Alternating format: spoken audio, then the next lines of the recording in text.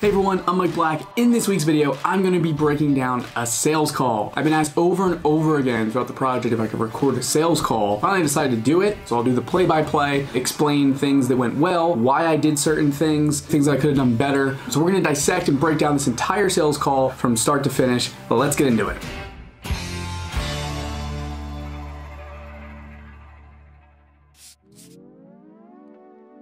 Okay, so this call is with a lead that was looking for social media marketing help. They wanted graphic design help, social media posting for a new business. So this video happens over 2 sales calls. We have an initial sales call where we talk things like strategy, get to kind of know each other. Second call to kind of finalize pricing and go over all of that. So all the best parts. There we go. How's it going? How are you? Pretty good. How about yourself? Doing great, doing great. How's your weekend been? Okay, so beginning of the call, we start off with just getting to know each other. I really like to get to know them, get friendly with them, and then kind of get right into it in terms of, okay, tell me where you're at. Pretty excited to talk about your business, and it sounds like you're just getting started with your mobile restaurant? Yes, definitely. I'm definitely in the beginner stages, but it's been years in the making. That's great. So what exactly is the business in terms of the food that you're selling? What exactly, because the mobile food business, can you kind of just give me like the 30-second elevator pitch of what it is that you're selling?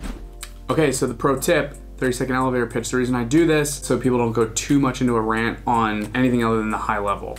I don't know, quick service. I'm trying to think of the right words to use, but basically it's rotational weekly menus of different items, normally several baked goods. And if you want to just, pick up items a la carte, drinks and foods and things of that nature. So. And how do they place the order right now? Do they just like text you or email you, or do you have a website?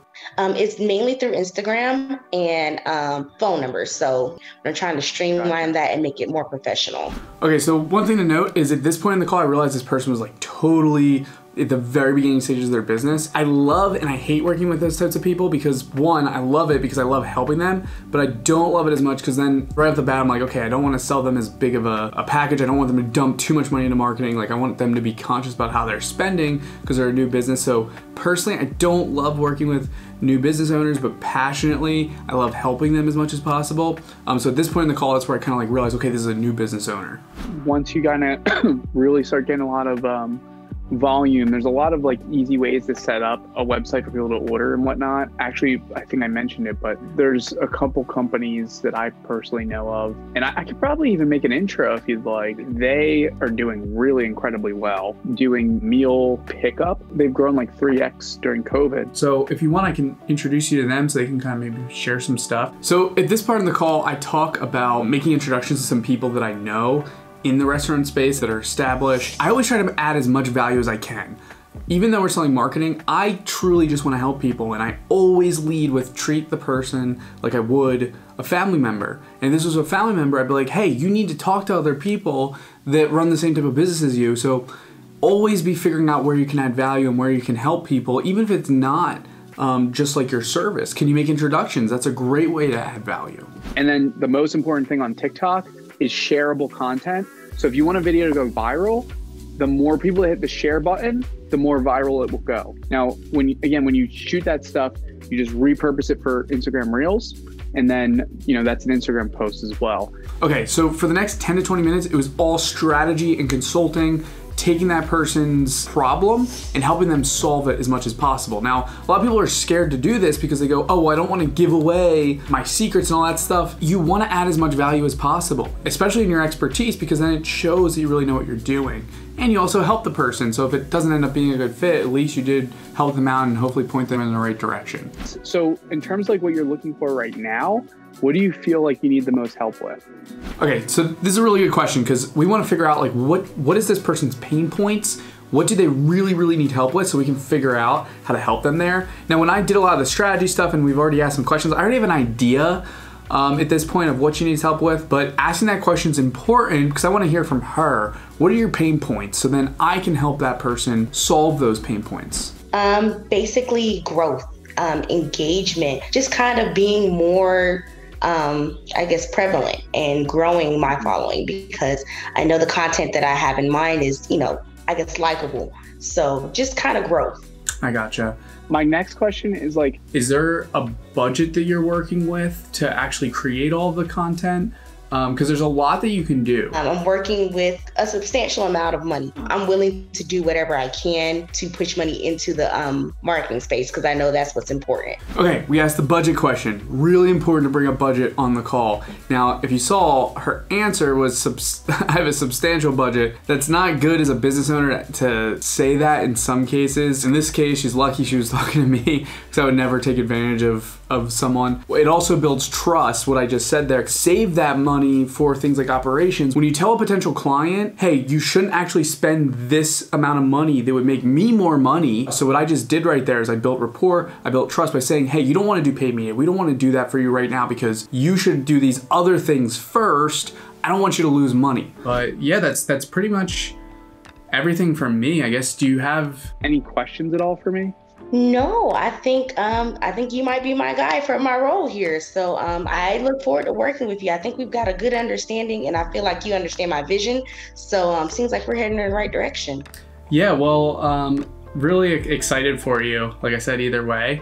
So let's do this. Let's schedule another call to maybe go over the strategy side of things and approach. And then we can go over like what those things would cost to do, whether it's just like us coaching or us actually doing the execution. Okay, so at this point in the call, I really had to go, so I had to wrap up. If I didn't have to go, I would have just closed this deal on this call. But because I had to go, I did want some more time to finish things up. So that's where I go, okay, hey, let's schedule another call to go over strategy and pricing. So if you're gonna schedule another call, I always like to do it right on the call so it actually gets on the calendar. The longer between times, the higher the probability is the person doesn't show up or becomes uninterested. So you wanna do it as soon as possible. I could also just send the calendar invite right now if you want. Okay, yeah, I'll take that. Perfect, I just sent it over. It was great talking to you. By the way, sorry, I don't want to mess up your name. Is it Shamara? Shamara, but if you feel comfortable, you can call me Mara. Everyone calls me Mara. Whatever you prefer. But great, well, just enjoy the rest of your weekend. And I'm look forward to talking to you Monday night. Okay, so the first call went great. It went really well. It's always a really great sign when the person's like, hey, I want to move forward working with you. And honestly, I love Mara. Mara is so nice, so energetic. She's at the early stages of her business. Luckily, we were able to schedule a second call just 2 days later. So let's get into that call.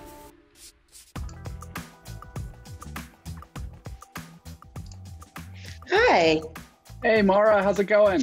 Pretty good. How about yourself? Okay, like always, open up the call with some personal, just small talk stuff. Moving forward, my suggestion would to be start with mostly like coaching. Whenever I'm working with someone who's in your situation where like they're just starting, I like to help people make decisions that are going to be like less costly. Like there's things that we could like teach you if you want to actually do some of like the content yourself. So then it's, you know, it saves you money, so you have more money to put into your business.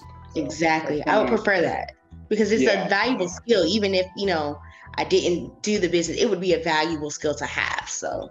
Okay, so first thing I'm getting into right away is just like pretty much letting her know as nicely as possible, like, hey, I think the best thing for you is just gonna be coaching. I want you to save money. Again, this builds trust, but it's also the right thing to do. I'd feel a lot better about just teaching her how to do it, doing a smaller retainer, and then at some point when she's a lot more busy, she can decide to hire us when she has the money to do so. So I think it's always really important to do the right thing. Can't stress that enough. But what we do is we do $1,000 for the 6 sessions. And then after that, if you want to do more sessions, we can do more. Or if you want execution help, we can help with that. The only other thing that I would suggest maybe we would help with is if you do want any like design help for something like the logo, for any of the website stuff, we could definitely help with that. But I don't think you should do anything that's like very costly right now until you really get to that point where you're ready for it. Here's my favorite part, the pitch. I just really want to sell her coaching, so I let her know, hey, we're gonna do 6 sessions, it's gonna be $1,000. And if you need help with the logo and the website, we can help with that as well. In this case, I'm not trying to make a shit ton of money from her, I'm just really trying to help her. What's important about the pitch is very straightforward. I mean, I said, here's what you're getting, here's how much it's gonna cost, and if you need additional stuff, great. Sometimes this is different with my development agency. We'll discount our rates by 20% if they prepay. So I'll let them know, hey, an engineer is $120 an hour, but if you prepay, we'll give you a 20% discount, so it'll only be $100 an hour. We bill every 2 weeks, and I explain the billing. Great. So I guess you don't have any other questions. When would you be looking to get started with? I guess everything on your plate in regards to like coaching, the logo, the website.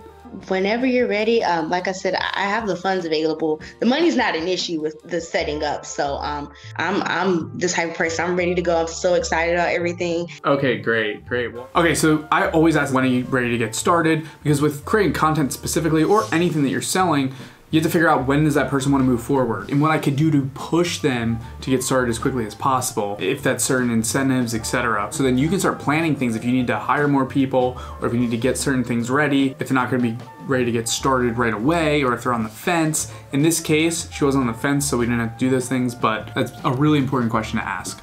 So like I said, in the meantime, just feel free to reach out once you have an idea of how you want to get started, and then we can go from there. All right. Well, I appreciate you for everything, and we'll be in contact soon. We signed a contract and we move forward for coaching specifically, and I am so excited to help out Mara. It's always fun helping out new business owners. For her, she gets to get a ton of value for not too much money. So we're gonna be helping her with her website, get her logo done, and then do some coaching. The next step is I sent over a contract with DocuSign, and then I sent over an invoice with QuickBooks, and then fun stuff, we get to work. So that was an example of a live sales call. Hope you enjoyed that. Hope you learned some things from that. If you did, make sure to hit the like button, subscribe, notification bell, and leave a comment below. Let me know what questions that you have about running sales calls and what additional things you might want to see in future videos when it comes to running sales calls. That's it for now. I'll see you in next week's video.